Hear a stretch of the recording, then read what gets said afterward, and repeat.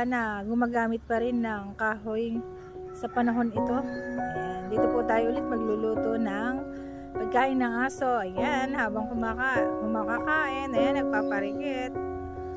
Ayan po, magluluto po tayo ng pagkain ng aso. Kayo po ba'y gumagamit pa ng kahoy? Ayan, ito po.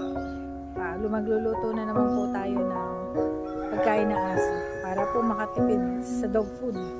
Kahit po may mga dog food po kaming tinda, kailangan pa rin po natin luto ng pagkain ng aso. Ayan, niluluto. Paparikit na po ako. Ayan, parikit. Sige. Hanggang umapoy. Ayan, marunong pa po pala ako magparikit ng apoy. Ayan.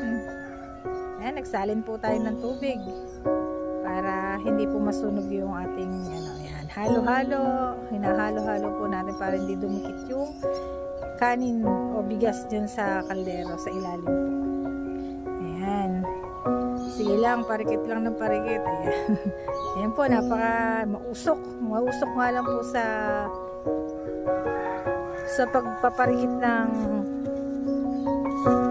kahoy sa kahoy. Ayan, ayan na, nakapagparikit na po tayo. Ayan. Ayan, ayan na po. Nakaparikit na po tayo. Ayan. Madingas naman po yung ating kahoy. Ayan. Kasi po, tuyo naman po siya. Binibilad naman po natin. Ayan po. Ayan, sa mga gumagamit pa po ng mga kahoy dyan, di ba po, napakasarap din na gumamit ng kahoy.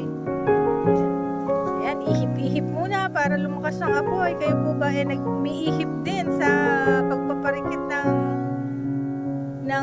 kahoy kapag ka po namamatay po yung apoy? Ayan, naparikit, iniihipan po natin para